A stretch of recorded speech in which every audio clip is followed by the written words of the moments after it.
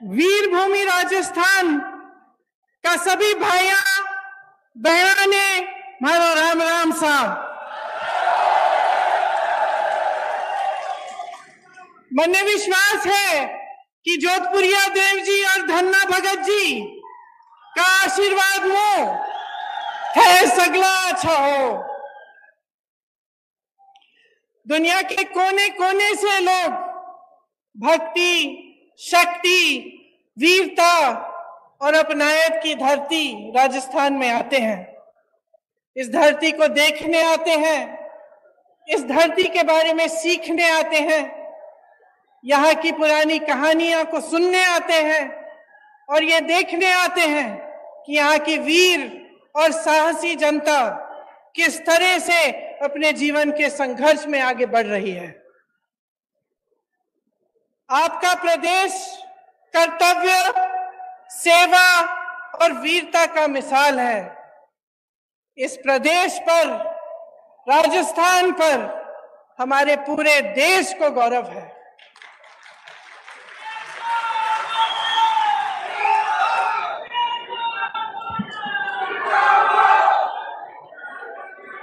आप बहुत तालियां बजा रहे थे, एक बार मेरे साथ कहिए, जोधपुरिया देव जी की जय, धन्ना भगत जी की जय, अन्नपूर्णा गणेश जी की जय, डिग्गी कल्याण जी की जय। डिग्गी कल्याण जी की कथा तो आप सब बहुत अच्छी तरह से जानते हैं। ये आपकी परंपरा का हिस्सा है। आपको याद होगा कि उन्हें प्रसन्न करने के लिए राजा को बहुत तपस्या करनी पड़ी, तभी जाकर वो प्रसन्न हुए। उसी तरह से जो हमारा देश एक लोकतंत्र कहलाया जाता है, लोकतंत्र में जनता ही भगवान होता है, धोती है, जनता जनार्दन है।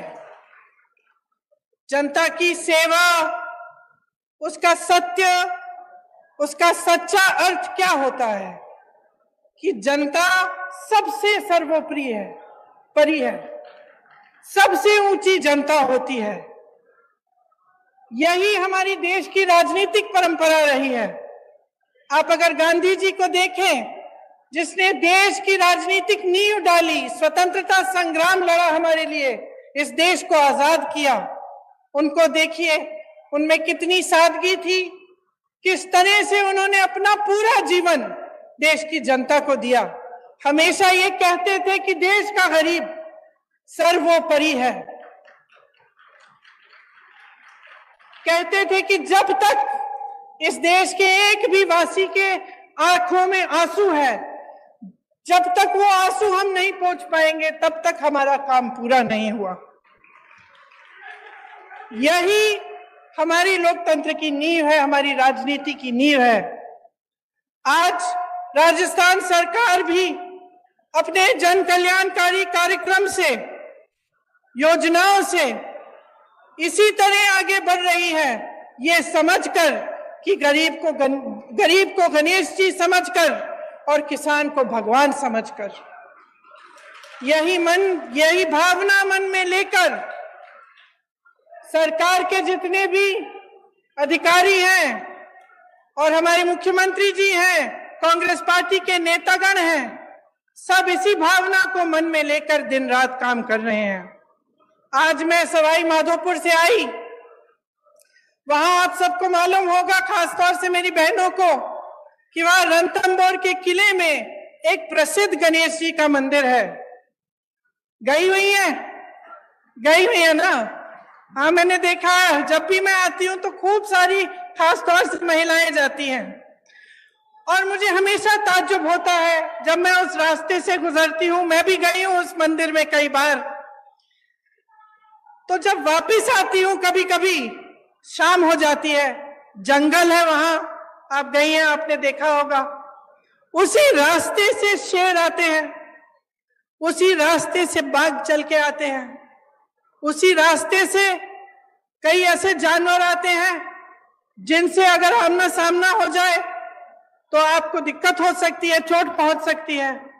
लेकिन मैं हमेशा देखती हूं कि मंदिर से आते हुए जो लोग हैं वो अपने दिल में श्रद्धा लेकर एक आस्था रखते हैं कि हम मंदिर से आ रहे हैं, हमें कुछ नहीं होगा, और उसी जंगल के रास्ते से चलते चलते वो अपने घर की ओर चलते हैं।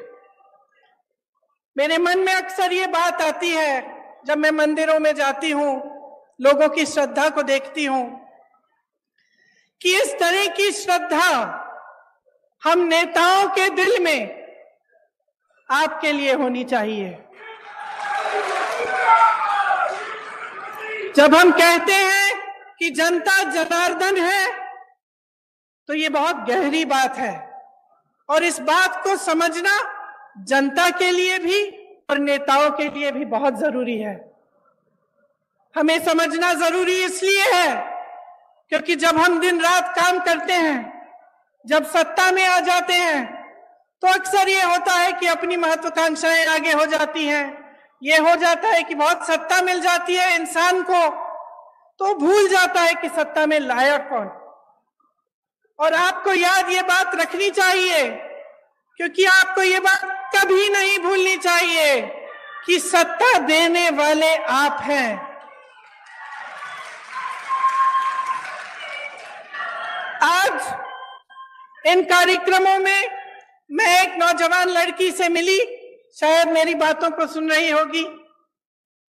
उसे मोबाइल फोन मिला, अशोक गहलोत जी की जो स्कीम है, जो हमारी सरकार, कांग्रेस सरकार की स्कीम है, उसके जरिए, और उन्होंने धन्यवाद दिया कि आपने हमें मोबाइल दिया है। और हम भी अक्सर कहते हैं कि हमने ये दी, आपको स्कीम ये दी, आपको ये किया, वो किया आपके लिए। लेकिन आपको समझना जरूरी है कि हम आपको कुछ नहीं दे रहे हैं, आपका हक दे रहे हैं। ये सब चीजें जो आज राजस्थान की सरकार आपको दे रही है, ये आपके हक हैं। आज देश में परिस्थिति ये है कि देश पर राज करने वाले भाजपा के नेताओं के मन में इतना अहंकार आ गया है कि ये बातें भूल चुके हैं। वही प्रधानमंत्री जो अपने आप को भूमिपुत्र कहते थे, आज करोड़ों के काफिले में चल रहे हैं। अगर आप महंगाई से जूझ रहे थे, महंगाई राहत कैंप से पहले, अगर आपके जीवन में अत्यंत मुश्किलें थी, तो ये किस लिए थी? कभी आपने ये सवाल उठाया है कि इतनी महंगाई क्यों? हमें जब रोजी रोटी के लिए कमाने जाना पड़ता है, हमें थोड़े से पैसे मिलते हैं। हम जब दुकान जाते हैं कुछ खरीदने के लिए, मन में शायद बात होगी आपकी, मेरी बहनें, कि आज मैं सब्जी बनाऊंगी, दाल बनाऊंगी, रोटी बनाऊंगी, तो आप इस आशा से जाती हैं दुकान की आपको दो चार चीजें खरीद के आएंगी। लेकिन हमेशा आप वापस आ जाती थी आधी चीजें लेकर। गैस का सिलेंडर आज देश भर में 1000 रुपए का है। कौन खरीद सकता है? क्या आप खरीद सकती हैं? यहां पर राजस्थान की सरकार ने आपको 500 में क्यों दिया है सिलेंडर? क्योंकि देश भर में जो महंगाई है उसकी भाजपा के नेताओं को कोई परवाह नहीं है। जब घर पर कोई बीमार पड़ जाता है, अस्पताल ले जाना पड़ता है, इलाज कराना पड़ता है, तो एक तो बीमारी का टेंशन होता है कि किस तरह से इलाज होगा, दूसरा हम कितने पैसे लगेंगे, तीसरा कि हम कमाएंगे कैसे इनका इलाज कराने के लिए। इसी तरह से कोई घर में एक कमरा बनाना हो, डर लगता है कि कितने का होगा, हमारे पास इतने पैसे हैं कि हम खर्च कर सकते हैं, बारिशें आ रही हैं, पानी चू रहा है ऊपर छत से, छत की मरम्मत करने के लिए आप 10 बार सोचते हैं कि करना चाहिए कि नहीं, हमारे पास शायद पैसे नहीं होंगे। ये नौबत क्यों आई है आज इस देश में कि प्रदेश की सरकारों को महंगाई राहत कैंप लगवाने पड़ रहे हैं, जब पूरे विश्व में तेल की बड़ी बड़ी कंपनियां खूब मुनाफा कमा रहे हैं, और यहां भारत में भी। तो आपके लिए तेल इतना महंगा क्यों? आपने ये सवाल उठाया है, आपको ये सवाल उठाने पड़ेंगे कि ये सब जो आपको दिख रहा है, इसमें असलियत क्या है। आपने देखा होगा हिमाचल प्रदेश में खूब बारिश आई, बारिश की वजह से टीवी पे आपने देखा होगा इतने सारे लोगों के घर गिर गए, खूब भारी नुकसान हुआ, जनता ने झेला ये नुकसान। हमारी सरकार ने प्रयास किया कि उनकी मदद हो, लेकिन प्रधानमंत्री जी के मित्र बड़े उद्योगपति अडानी जी ने क्या किया? जो सेब को उगाते हैं, जो सेब की पेटियां हैं, उनको बेचने के लिए जब किसान गए तो उन्होंने दाम घटा दिए, खरीदने का दाम घटा दिया। जिनको अपने घर बनाने पड़े क्योंकि इतनी बर्बादी हुई, घर पे घर गिर गए, जिनको अपना घर बनाना था, सीमेंट खरीदने गए, अडानी जी ने सीमेंट का दाम ऊपर कर दिया है, बढ़ा दिया है। और इनके पीछे कौन है? इनके पीछे हमारे प्रधानमंत्री हैं, जिन्होंने इस देश की पूरी संपत्ति अपने उद्योगपति मित्रों को दे दी। अब इस देश की संपत्ति किसकी संपत्ति थी? आप ही की संपत्ति थी। ये मेरी बैठी बहनें जो बैठी हुई हैं, इनकी संपत्ति थी। आज अगर पुरानी पेंशन के लिए सरकारी कर्मचारी रो रहा है, तो क्यों रो रहा है? क्या उसका हक नहीं था कि 20-25 साल नौकरी करने के बाद उसे पेंशन मिलता, उसे सुरक्षा मिलती अपनी जीवन की, अपने परिवार के लिए? क्यों छीना गया ये? और जब इसको देने का समय आता है तो ये केंद्र की सरकार क्यों कहती है कि हमारे पास पैसे नहीं है? क्योंकि इनके जो बड़े बड़े उद्योगपति मित्र हैं, उनके हजारों करोड़ों के जो लोन हैं, वो ये माफ कर रहे हैं, उनसे कुछ नहीं लेते। और यहां आपका पेंशन छीना जा रहा है, आपके रोजगार छीने जा रहे हैं। यहाँ के कितने वीर नौजवान हमारी सरहद पे खड़े होकर हमारे देश की सुरक्षा को देखते हैं, अपनी जान देने के लिए तैयार होते हैं। और केंद्र की सरकार ने क्या किया? अग्निवीर स्कीम ले आए। अग्निवीर स्कीम ले आए कि 4 साल बाद आप घर जाइए, नौजवान ट्रेनिंग करेगा, काम करेगा।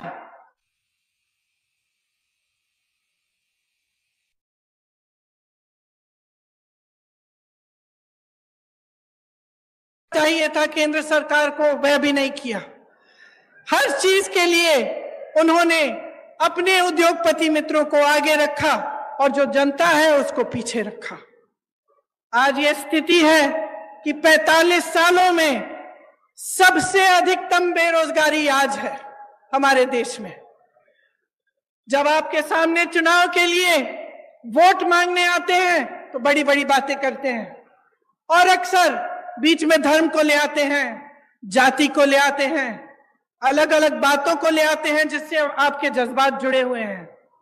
लेकिन बहनों और भाइयों, एक बात को पूरी तरह से आप समझ लीजिए, ये चुनाव किसी 2 राजनीतिक पार्टियों के दौड़ में कौन प्रथम आएगा उसका चुनाव नहीं है। ये चुनाव आपके भविष्य का चुनाव है।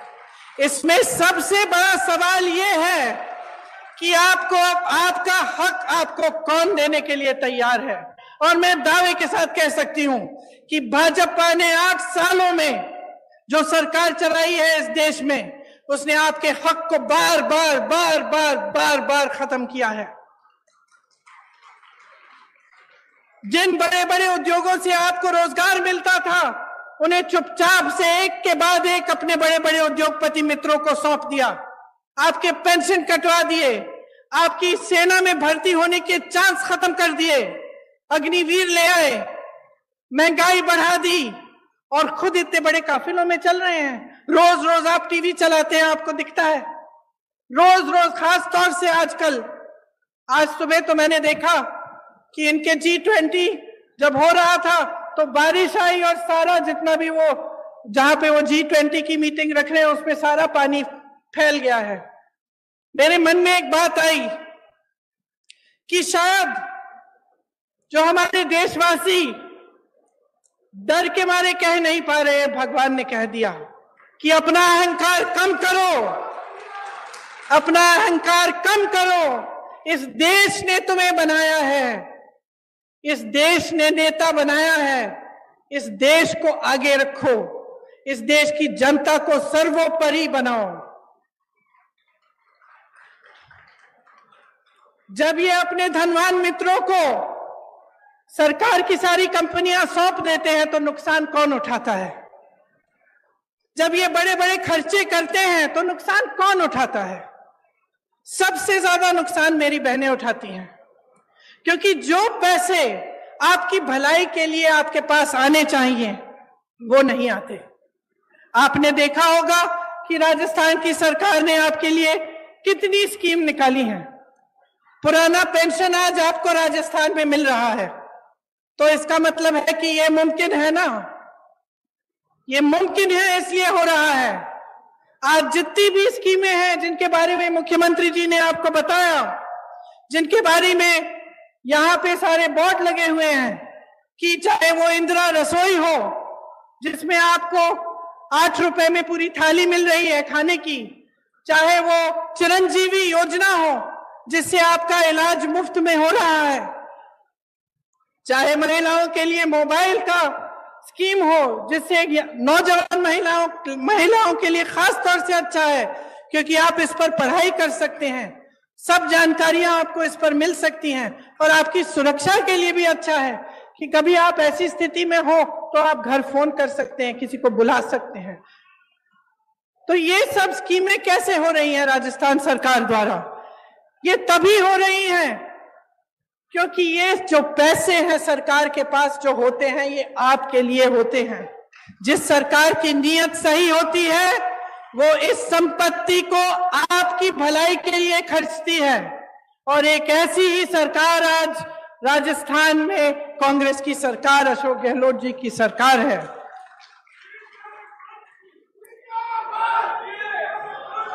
मोदी सरकार ने पेट्रोल डीजल पर टैक्स लगाकर, आपको मालूम है, जनता से 32 लाख करोड़ रुपए खींचे हैं, और उन रुपयों का मनमाने के हिस्से खर्च करते हैं। ऐसे बड़ी बड़ी महफिलों में, अपनी बड़ी बड़ी कारवाओं में, तो आपके लिए फिर क्या बचता है? इनका ध्यान सिर्फ सत्ता को पकड़ के रखने में रहता है। आपने देखा होगा कि कितनी सरकारें इन्होंने ऐसे ही गिरा दी, किसी को पैसे खिला के, किसी को धमका के, किसी को डरा के। जब सरकार का ध्यान सिर्फ सत्ता में रहने के लिए रहता है, जब उनकी पूरे जितने भी उनके प्रयास हैं इसी में रहते हैं कि हम किस तरह से इस कुर्सी पे बैठे रहें, तो वो आपकी भलाई नहीं देखते, आपको भूल जाते हैं। उनके लिए आपकी जो समस्याएं हैं, आपकी जरूरतें हैं, वो महत्वपूर्ण नहीं रहती। और ऐसी ही सरकार आज केंद्र में चल रही है। इस सरकार में धनवान का जय जयकार है, सिर्फ धनवान का जय जयकार है, और जो आपकी जरूरतें हैं, आपकी समस्याएं हैं, उनको हल करने का कोई नामो निशान नहीं है। इसीलिए इतना बोझ प्रदेश की सरकारों पर पड़ रहा है कि हर चीज के लिए आपके लिए राहत दिलवाने के लिए, आपकी मदद के लिए, आपकी सहायता के लिए इनको करना पड़ रहा है, और ये सही भी है। और जैसे मैंने कहा कि कांग्रेस के जितने भी नेता हैं जो उपस्थित हैं इस मंच पर, वो सब आप ही के लिए प्रयास करना चाहते हैं। वो चाहते हैं कि आपको आपका हक मिले और हर तरह से आपके लिए काम हो। देवनारायण जी की श्रद्धा, डिग्गी कल्याण जी के विचार, धन्ना भगत जी का मिसाल, इन्हीं पर कांग्रेस काम कर रही है। केंद्र द्वारा जो बढ़ती महंगाई का सामना करने के लिए राजस्थान कांग्रेस सरकार ने आपकी मदद की, उसका पूरा प्रयास दिन रात होता है। देश में सबसे बड़ा स्वास्थ्य बीमा का कार्यक्रम राजस्थान में है। ग्रामीण क्षेत्र के लिए 1000 इंदिरा रसोई आज से शुरू हुई हैं। वहीं Indira Gandhi gas cylinder scheme में आपको गैस सिलेंडर 500 रुपए का मिल रहा है। साथ साथ मेरी बहनों के लिए इंदिरा गांधी स्मार्टफोन की जो योजना है जिसका मैंने जिक्र किया, इससे आपको सुविधा होगी। कांग्रेस सरकार की नीतियों के चलते 1 करोड़ से ऊपर उपभोक्ताओं का बिजली बिल शून्य आया है। अभी मैं कुछ लोगों से मिली थी, किसान थे, बहुत खुश थे कि अब बिजली बिल कम से कम शून्य पे आ रही है तो उनकी कुछ कमाई हो रही है। बहुत दिनों से कमा ही नहीं पा रहे थे क्योंकि केंद्र सरकार की नीतियों के चलते बहुत ज्यादा महंगाई का बोझ आप पर है। जो अन्नपूर्णा फूड पैकेट हैं, उनके माध्यम से आपको गेहूं, दाल, चीनी, तेल और नमक और मसाले मिल रहे हैं। देखिए, जब इस देश को बनाया, इसकी आजादी की लड़ाई लड़ी, जब इसको बुलंद किया, तो सिर्फ एक इंसान ने नहीं किया, चाहे वो महात्मा गांधी ना हो, लेकिन अकेले ये काम उन्होंने नहीं किया। ये काम उन्होंने आप सबके साथ, आपके पूर्वजों के साथ मिलजुल कर किया। इस देश को आजादी दिलवाने वाली जनता थी। इस देश को बुलंद बनाने के लिए भी जनता खड़ी है। जब हमारा देश आगे बढ़ता है तो ये काम जनता का काम होता है, सिर्फ एक जने का नहीं। लेकिन आज जो परंपरा हमारे सामने, एक नई परंपरा चल रही है, उसमें ऐसे लगता है कि सिर्फ एक नेता, हमारे प्रधानमंत्री जी, सारी चीजें कर रहे हैं। तो अब जनता, आप समझदार हैं मेरी बहनों और भाइयों, आप में विवेक है, हर रोज आप अपनी समस्याओं का सामना कर रहे हैं, तो इस बार एकदम सोच समझ के अपना वोट दीजिए। ये सब सवाल जो मैंने उठाए हैं, अपने मन में इनको रखिए कि इस देश को बनाने वाला कौन है? आप हैं। नेताओं को बनाने वाला कौन है? आप हैं। तो जब आप अपनी सरकार चुनने जाएंगे तो आप पूछिए उनसे, भाजपा के नेताओं से पूछिए कि राजस्थान की वीर धरा से कितने रोजगार दिए उन्होंने। बताएं मोदी जी, राजस्थान में केंद्र की कितनी योजनाएं दी हैं उन्होंने। ईआरसीपी पर मौन क्यों है, जबकि उसके होने से इस पूरे इलाके की तरक्की हो जाती। वो बताएं कि जनहित में जब रेलवे प्रोजेक्ट जो हमारी सरकार ने बढ़ाए थे उन्हें रोका गया तो इसके पीछे उनकी क्या सोच थी। जब हमारी सरकार थी केंद्र में, तब जो पैसे केंद्र से आते थे वो 90% होते थे। योजना में जब योजना शुरू होती थी तो उसके अनुपात के लिए आज 50% आते हैं। ये कम क्यों किया, ये पूछिए। बहनों और भाइयों, मसला साफ है, चुनाव आ रहे हैं। आपको मालूम है हर 5 साल आते हैं, हर 5 साल एक नई सरकार आती है, आप उसे मौका देते हैं। काम करने का मौका होता है, दिखावा का मौका नहीं होता, झूठ बोलने का मौका नहीं होता, अपने लिए नेताओं को महलों और बड़े बड़े काफिलों का मौका बनाने का मौका नहीं होता। जो सरकार आती है उसे आपके लिए काम करने का मौका आप देते हैं। आपने देखा है कि अशोक गहलोत जी की सरकार, हमारी कांग्रेस की सरकार का ध्यान सिर्फ आपके विकास और आपको आगे बढ़ाने में गया है।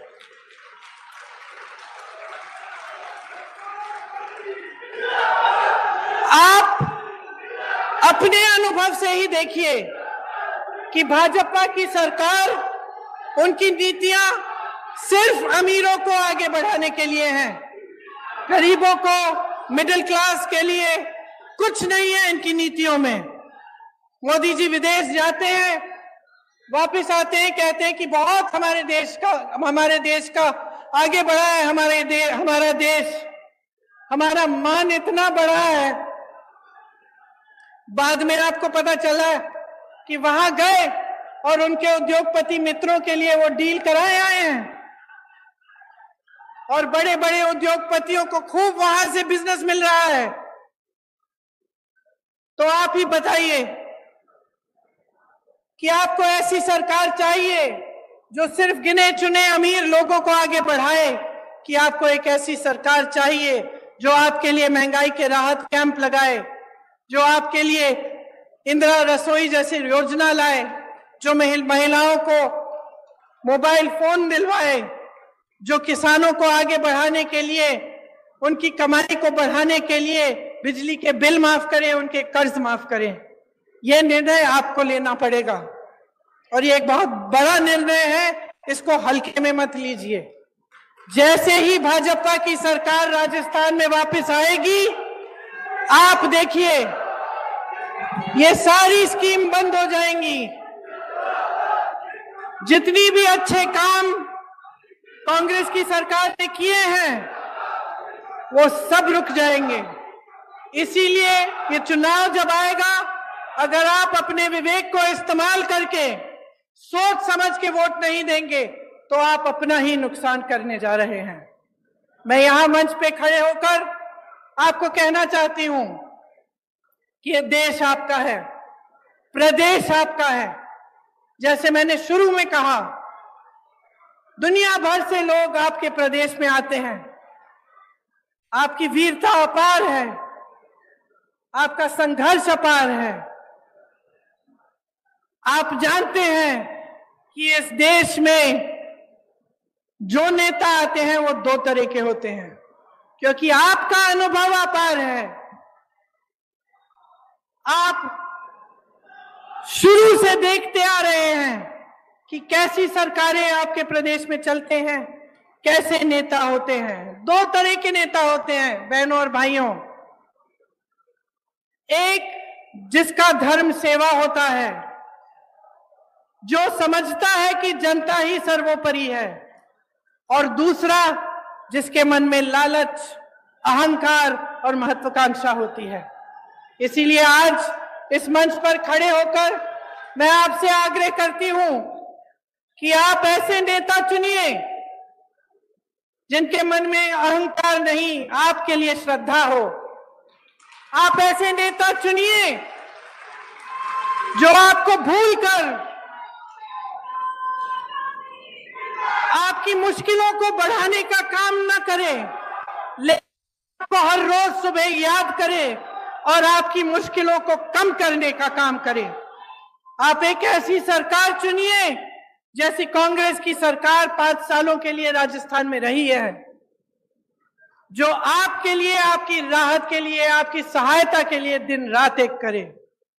आपको बहुत बहुत धन्यवाद। इतनी गर्मी में आपने बहुत ध्यान से मेरी बातें सुनी। आशा है कि आपके मन में ये बातें रहेंगी और आप चुनाव के समय इन्हें याद रखेंगे और कांग्रेस पार्टी को विजयी बनाएंगे। बहुत बहुत धन्यवाद। जय हिंद।